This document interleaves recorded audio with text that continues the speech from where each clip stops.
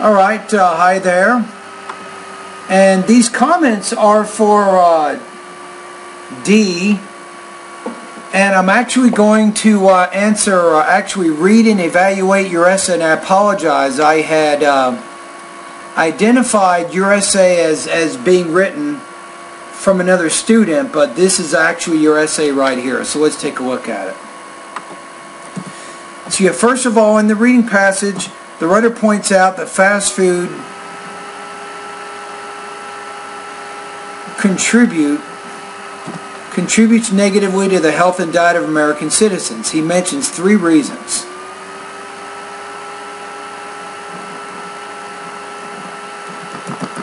How about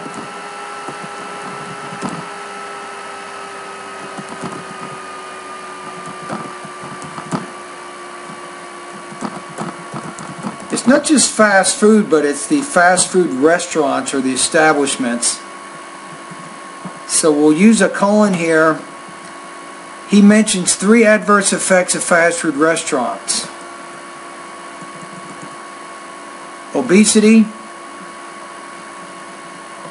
How about, don't even need to say that. You can just say an unhealthy society.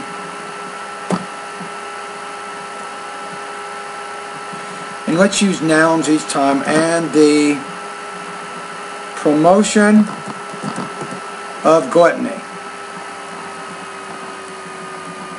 Now, it's a little confusing. First of all, I mean, what are you trying to do in the beginning of your essay? In the beginning of your essay, you're trying to set up the introduction, right? So it's more logical to explain the main point of both the reading and the lecture first, put those in the first paragraph, and then you can discuss these 2 sources point by point in body paragraphs 2, 3, and 4. So I think that your introduction is falling short.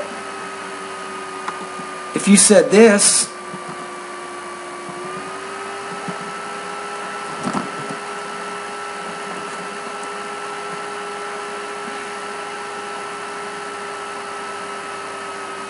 the reading passage points out fast food contributes negatively, blah, blah, blah.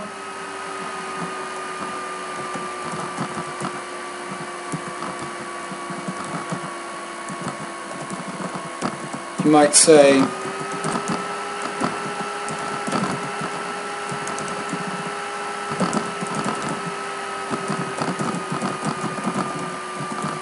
if you said that, then you have written a much better introduction. Instead of saying first of all, that doesn't work very well. You don't need to say first of all in the introduction. The whole purpose of the introduction is to explain the general points of the reading and the lecture.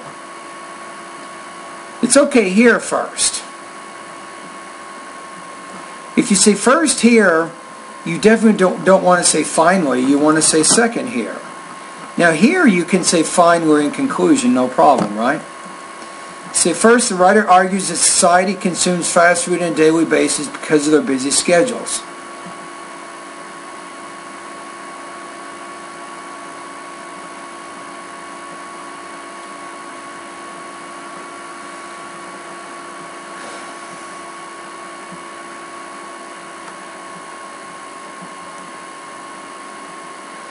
Okay, so you say the writer argues that society consumes fast food as a daily basis because of their busy schedules, while the narrator focuses on the lack of activity. But these 2 ideas don't really connect together. The whole purpose of the reading passage is to say that the consumption of fast food leads to obesity. Right? So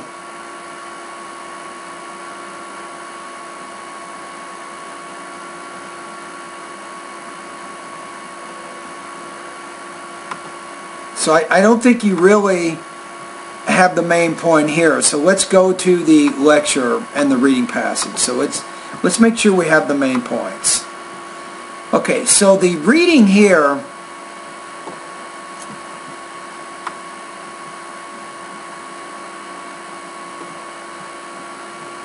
it says, although fast food chains provide fast and cheap food, the long-term effects of obesity are the result of the food.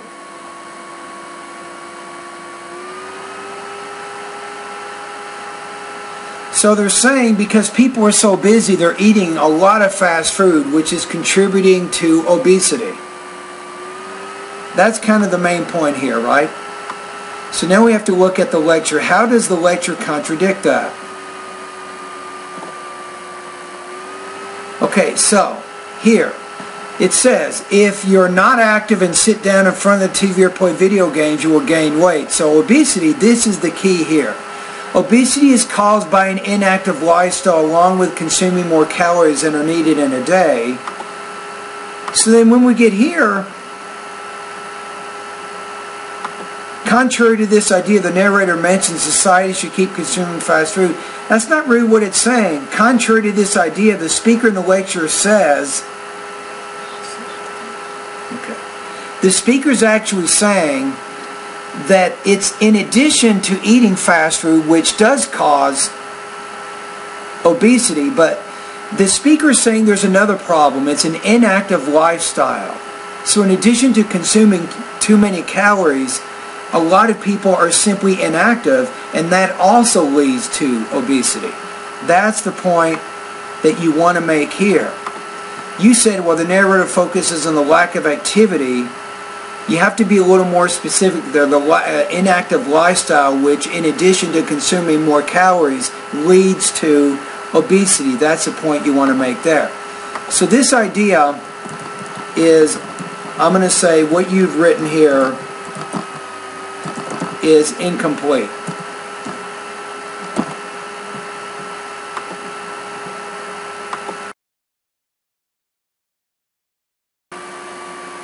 Alright, let's take a look at our next paragraph here.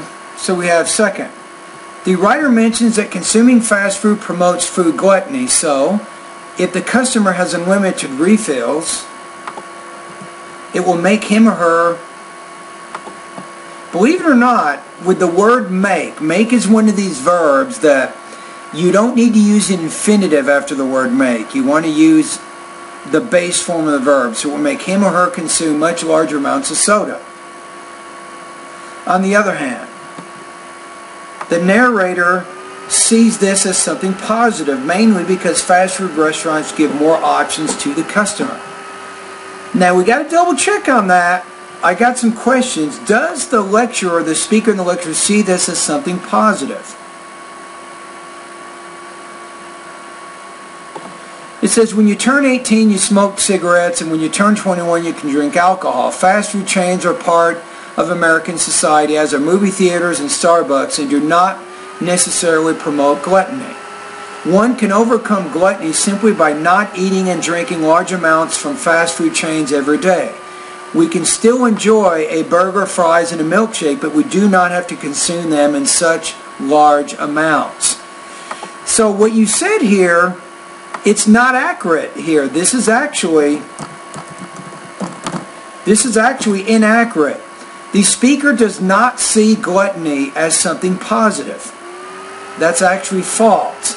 The speaker's trying to argue that even though the fast food restaurants promote unlimited refills and larger amounts of food, we don't have to take advantage of those things. We can only have one drink or only eat a small fries. There's no reason to eat those large amounts of food even though they're being promoted. So I think what you said here is just simply not entirely accurate. Okay, your conclusion.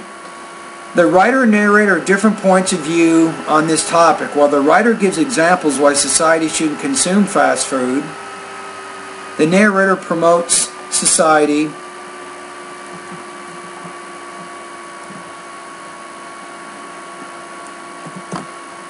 put a comma here because you have that dependent clause while, right? So you have a dependent clause in the first part of the sentence right here.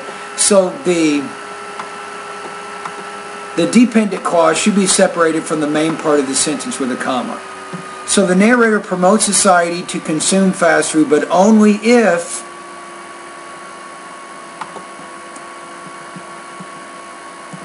how about its members, which means society's members. Only if its members, I think you probably is not the appropriate point of view here. but only if its members can take control of it by being aware of the amount of calories. I'm going to say the number of calories they eat. Alright, so now let's see what we got. So let's take a look at this one. So let's see.